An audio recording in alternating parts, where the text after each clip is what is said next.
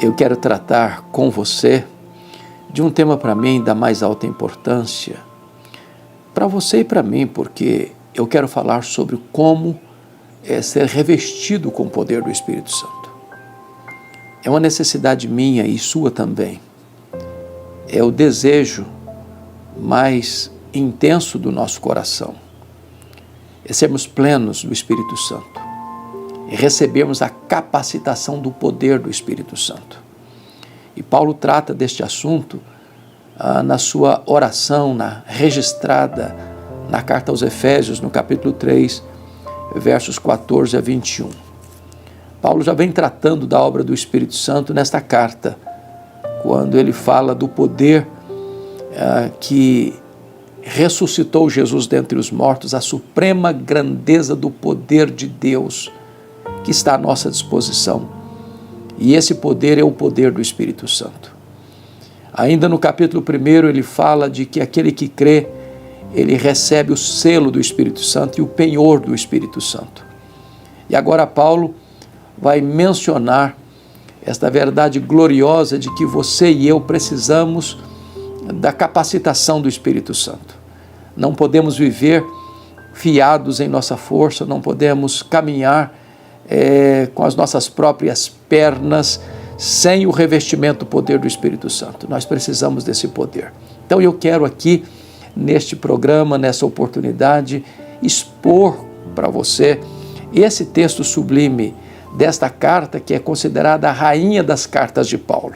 Paulo está preso em Roma, na sua primeira prisão, quando escreve esta epístola à igreja de Éfeso, e aqui ele vai mostrar para nós, no capítulo 3, o grande mistério oculto das gerações, mas agora revelado. E esse mistério é que o propósito de Deus era juntar, unir judeus e gentios no mesmo corpo, o corpo de Cristo, a igreja do Deus vivo. A igreja de Deus não é uma igreja de uma etnia apenas. Ela não é composta apenas de judeus, mas de judeus e gentios.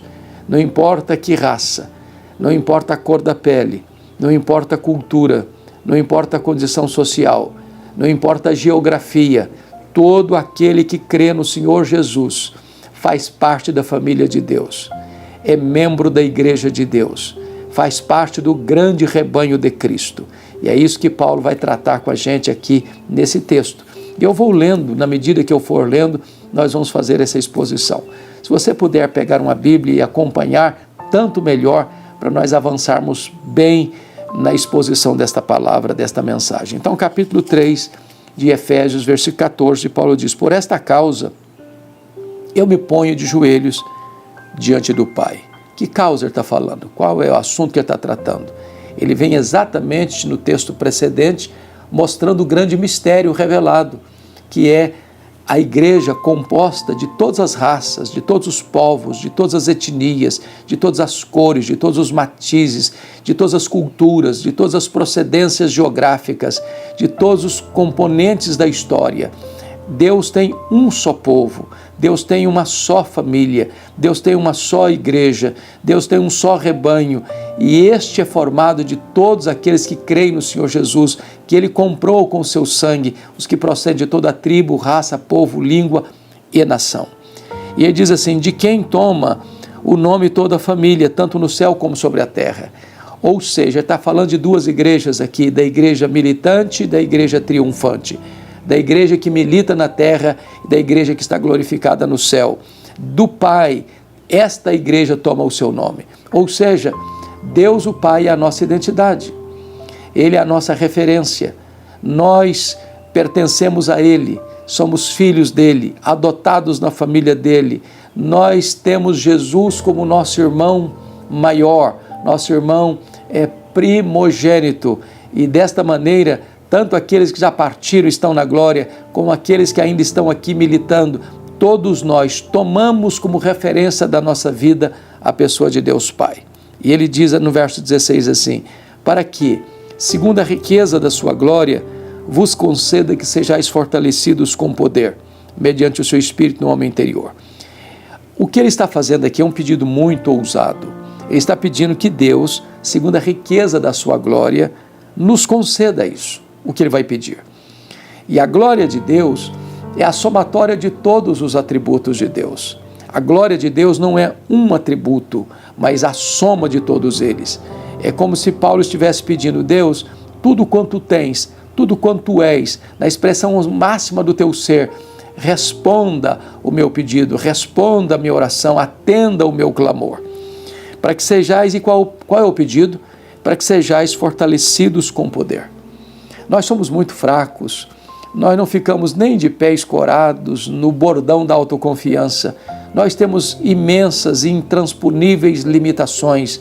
Nós não podemos viver vitoriosamente neste mundo caído, neste mundo posto no maligno, neste mundo que odeia a verdade, neste mundo que persegue o cristão porque persegue a Cristo. Nós não podemos viver sem esta capacitação de poder.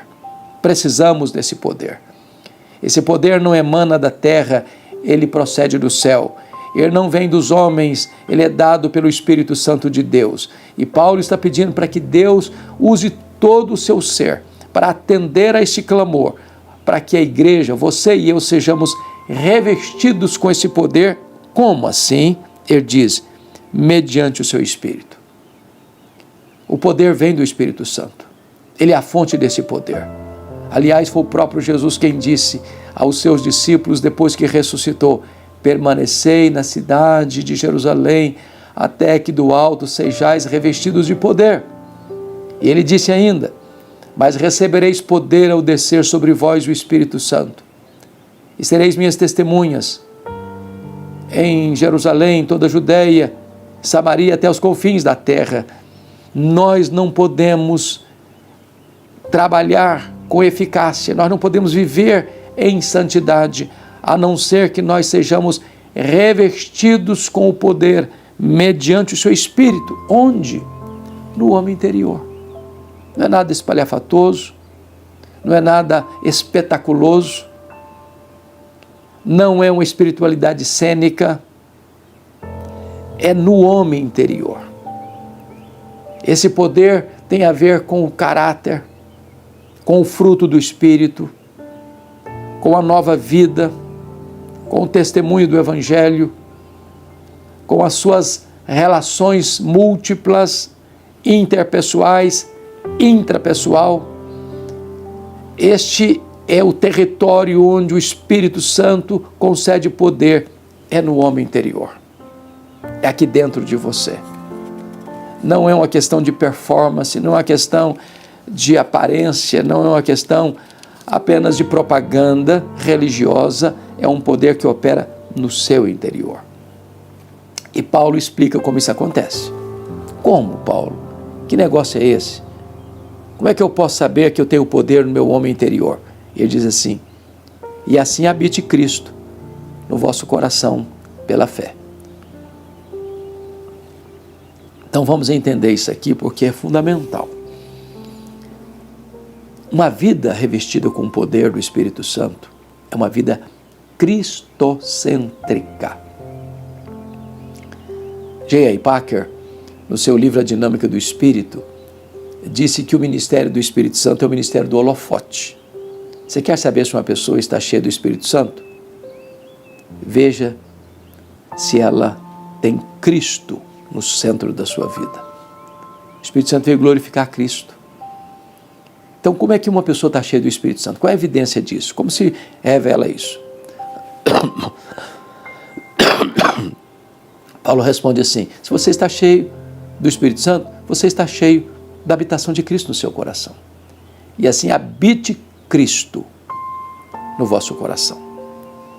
A palavra habitar aqui é muito importante, porque há duas palavras no grego para habitar. A primeira delas é habitar como um turista, como um viajante, como alguém que chegou, mas vai embora em breve. Não é o dono da casa, não tem autorização para mudar nada na casa. Esse é um hóspede, apenas um hóspede. É uma habitação temporária. A palavra que Paulo usa não é essa. A palavra que Paulo usa para habitar aqui é o dono da casa, é o que vive na casa, é o que mora na casa, é o que tem todas as chaves da casa. É aquele que pode fazer como Neemias, joga os móveis de Tobias fora. É aquele que pode fazer mudanças na casa. Quando Cristo habita no nosso coração, significa que Ele é o Senhor da nossa vida. Ele manda, Ele controla, Ele dirige, Ele orienta, Ele aconselha, Ele consola. Não há área da nossa vida em que Ele não tem a chave. Não há um cômodo da nossa casa onde nós mantemos a chave com a porta fechada, só nós entramos, só nós administramos. Não. Quando você tem o poder do Espírito Santo, significa que Jesus comanda a sua vida. Que Jesus dirige sua vida pessoal, sua vida conjugal, sua vida financeira, sua vida relacional, sua vida sexual. Todas as áreas da sua vida estão debaixo do governo, do controle, da direção do Senhor Jesus Cristo. Como é que Ele habita no seu coração? Diz Paulo, pela fé. Pela fé. Você crê nisso. Você entregou as chaves para Ele. Ele tem um controle. Ele é o Senhor. Ele manda. Você obedece. Você crê nisso. E aí Paulo vai orientar melhor. Mas o que significa, Paulo, essa ideia de Cristo habitar no meu coração como evidência desse poder? Ele diz, estando vós arraigados e alicerçados em amor. Como é que eu sei que Cristo está no meu coração habitando? Que Ele manda na minha vida. Esse eu amo. Esse eu amo. Porque eu posso ter um discurso muito bonito, uma teologia muito saudável, mas se eu não amo quem está perto de mim, quem está ao alcance da minha mão, o meu próximo, não passa de um discurso religioso. E Paulo usa aqui duas metáforas para falar deste amor. Uma metáfora da construção civil e uma metáfora da botânica. Ele diz arraigados. Ele tira da botânica uma árvore que tem raízes, está firmemente plantada, solidificada. E ele diz alicerçados. Ele está usando aqui a figura da engenharia civil, de um prédio, de uma casa, onde você precisa lançar o fundamento. Estando vós arraigados e alicerçados em amor. Não é um amor raso, epidérmico, superficial, não é apenas um amor de palavras, não é apenas discurso, mas é um amor profundo, que tem raízes, que tem fundamento. Quando você ama, duas coisas estão aí evidentes. Jesus está mandando, Ele tem as chaves da casa, e isso é uma evidência do revestimento de poder do Espírito Santo.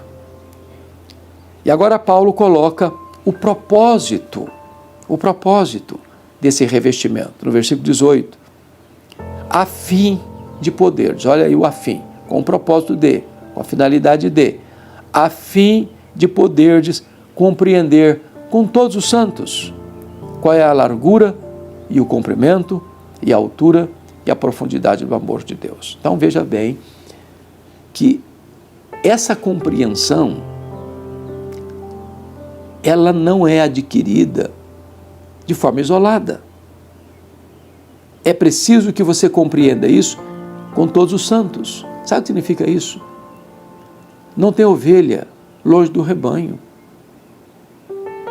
Uma ovelha longe do rebanho, ele é vulnerável, susceptível ao ataque dos lobos, dos predadores. Essa ideia que tornou-se, de certa forma, comum em muitas pessoas depois da pandemia, da Covid-19, não, eu vou ficar agora só em casa, eu vou ser crente na minha casa, eu não preciso de igreja, só preciso de Jesus, eu sou crente do meu modo, eu vou zapear e vou ouvir os pregadores que eu quiser, na hora que eu quiser, do jeito que eu quiser, mas não preciso frequentar a igreja, não preciso da igreja, não preciso congregar. Não é o que o texto ensina. Você e eu precisamos fazer parte de um corpo, porque somos parte de um corpo. Se eu arrancasse o meu braço, ele seria ainda membro do meu corpo, mas ele não faz parte do corpo e ele não tem vida. Ele só tem vida ligada ao corpo. Paulo diz, eu preciso compreender com todos os santos qual a largura, o comprimento, a altura e a profundidade do amor de Deus. E aí nós poderíamos pensar sobre isso. A largura deste amor é que abrange todas as pessoas, de Adão, o primeiro homem, ao último homem da história. O comprimento é que vai desde o começo até a consumação dos séculos. A altura é que este amor procede do céu. A profundidade é que este amor alcança o pecador mais arruinado pela devassidão do pecado. Não há geografia onde o amor de Deus não alcance. Não há pessoa que fique fora do horizonte desse amor. E é preciso que, com todos os santos, eu compreenda esta dimensão quádrupla do amor de Deus. E Paulo avança no verso 19 e diz assim, e conhecer o amor de Cristo, que excede todo entendimento. Aqui, ele está usando duas palavras que eu quero chamar a sua atenção. No verso 18 ele fala de compreender e no verso 19 ele fala de conhecer. A palavra compreender é uma palavra no campo intelectual. A palavra conhecer é no campo experimental. A palavra conhecer, tanto no hebraico quanto no grego, tem a ideia de um relacionamento íntimo. É por isso que diz lá que Adão conheceu a Eva. Quando o marido relaciona-se conjugalmente com a esposa com o marido, a Bíblia usa essa palavra conhecer. É mais do que ter informação, é ter relacionamento. E conhecer então o amor de Cristo é experimentar esse amor, é beber desta fonte, é usufruir desta intimidade, é desfrutar desta relação pessoal com o Senhor. E o próprio Jesus disse, se alguém tem sede, venha a mim e beba. Quem crer em mim, como diz a Escritura, do seu interior fluirão rios de água viva. Eu poderia ser um químico que teria uma tese de doutorado sobre H2O, os elementos da água, e ainda morrer de sede à beira de um rio. Eu poderia conhecer Jesus como poucos, de ler as obras escritas sobre ele, conhecer os evangelhos, conhecer as epístolas, conhecer Apocalipse, conhecer as profecias messiânicas.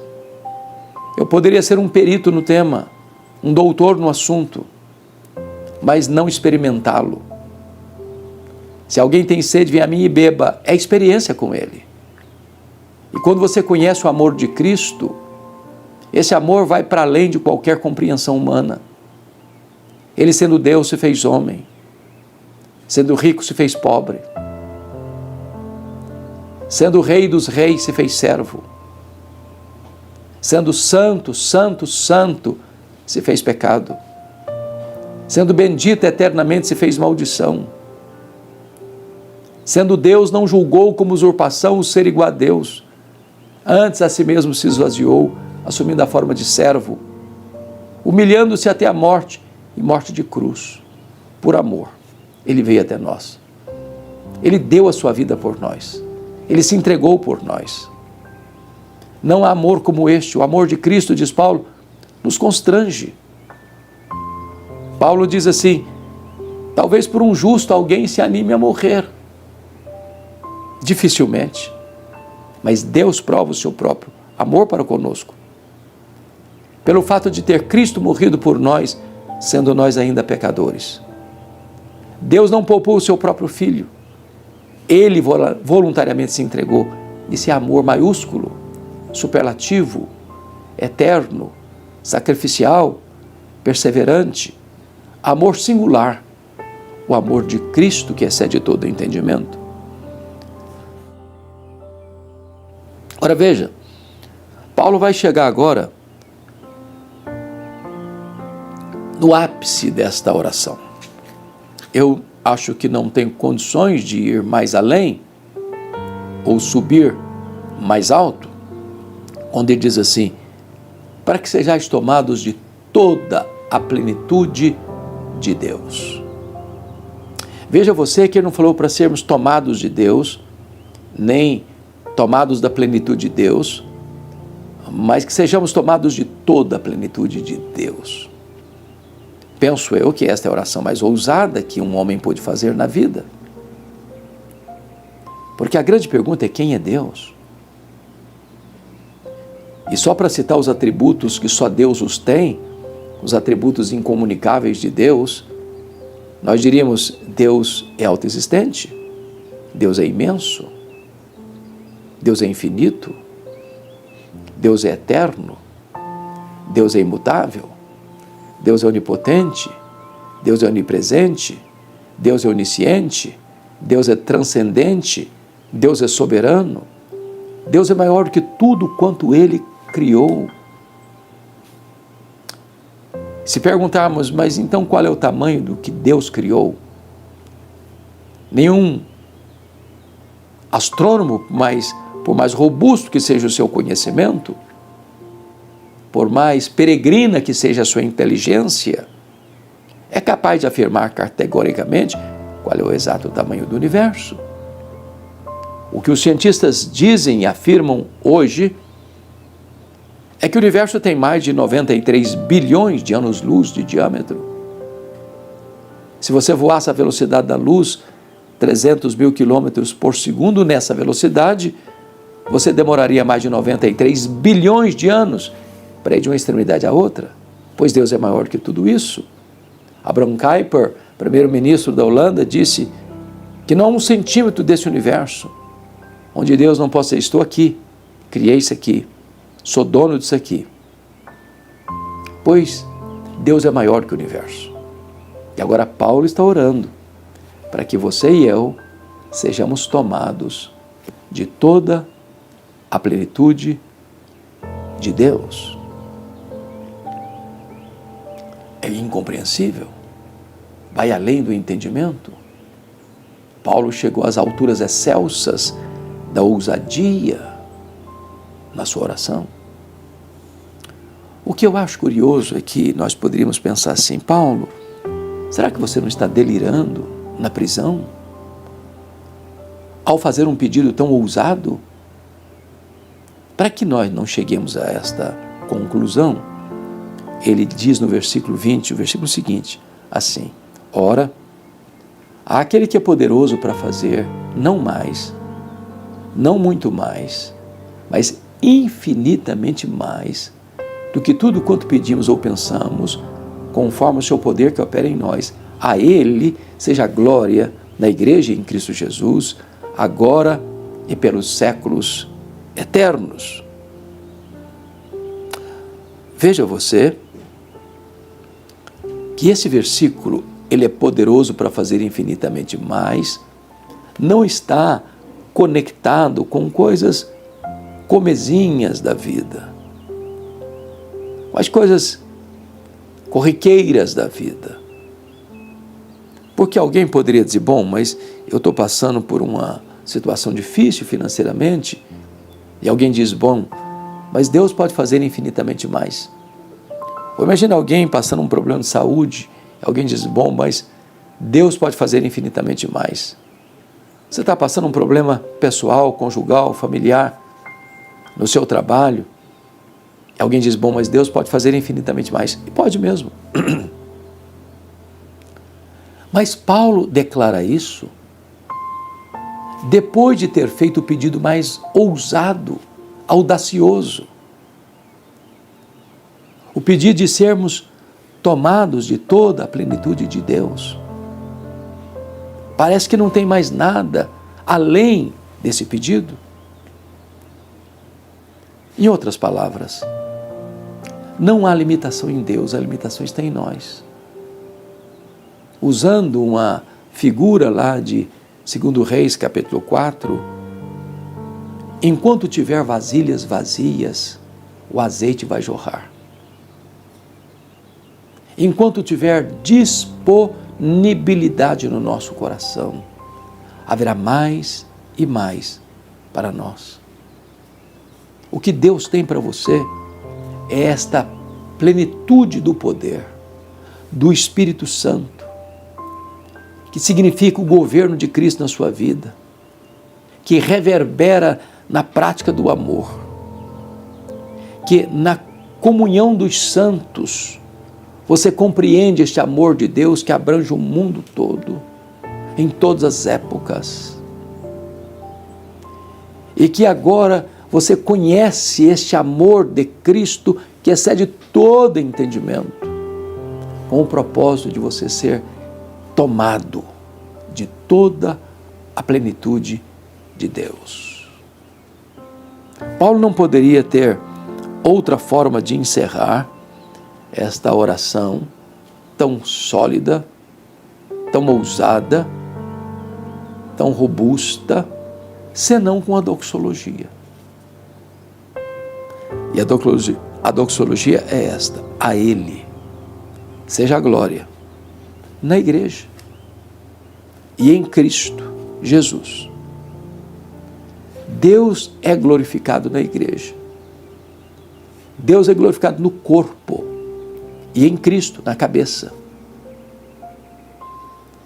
Quando a igreja é revestida de poder, quando Cristo é o Senhor,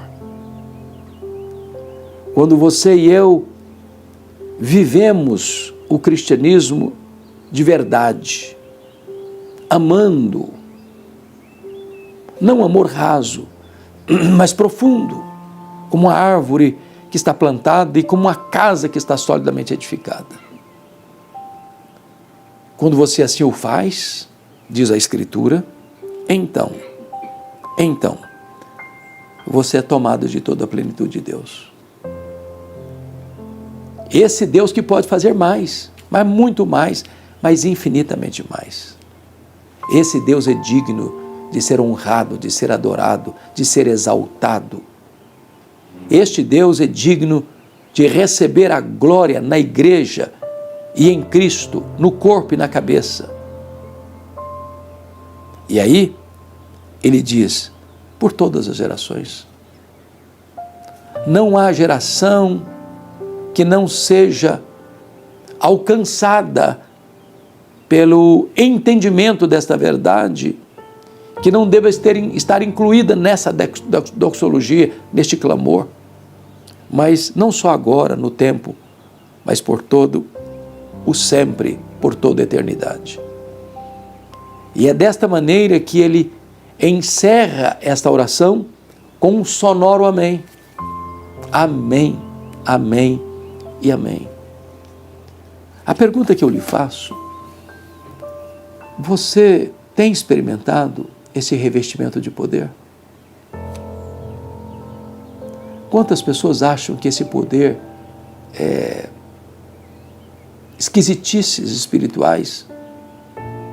Quantas pessoas que pensam que esse poder é uma extravagância espiritual? Quantas pessoas que hoje fazem propaganda desse poder, chamando atenção para si mesmo, acendendo as luzes da ribalta sobre si mesmos, se autopromovendo, fazendo propaganda de uma espiritualidade que não tem e de milagres que não aconteceram. Mas você e eu precisamos desse poder do Espírito Santo aqui dentro do nosso coração. Precisamos desse poder que retrate Jesus governando a nossa vida, habitando como Senhor da casa, que tem todas as chaves da nossa vida. Precisamos desse poder para que a nossa vida expresse este amor verdadeiro, genuíno, não apenas de discurso religioso, mas de fato e de verdade. Precisamos desse poder para estarmos juntos com todos os santos, o corpo de Cristo, que não levanta muros, mas constrói pontes, que não olha o irmão de uma outra denominação com desdém, com desprezo, com preconceito. Mas se estamos em Cristo, alcançados pela graça de Deus, firmados na verdade de Deus, então nós fazemos parte do corpo, da igreja, da família, do rebanho. Então todos nós juntos vamos compreender com mais clareza este amor de Deus, que tem largura, que tem comprimento, que tem altura, que tem profundidade. E vamos então conhecer o amor de Cristo, que excede todo entendimento, que está para além de qualquer compreensão humana, a fim de sermos tomados de toda a plenitude de Deus. Como se cada poro do nosso corpo exalasse a presença de Deus. Se a presença de Deus estivesse totalmente impregnada em nós. E nós vamos então ser tomados por esta bendita presença. O que vai nos levar, certamente, a uma compreensão de que para Deus não há limitação. E vamos fechar esta oração como Paulo, numa doxologia gloriosa e bendita, dando a Deus o Pai toda a glória, na igreja e em Cristo, em todas as gerações, agora e para sempre. A minha oração é que esta breve análise desse texto, que é tão rico, tão profundo, com implicações tão relevantes, possa ter abençoado o seu coração, trazido luz para a sua mente, trazido alegria para o seu coração, e que você possa viver na plenitude do poder do Espírito Santo de Deus. Deus abençoe sua vida, Deus abençoe seu coração. Um grande abraço.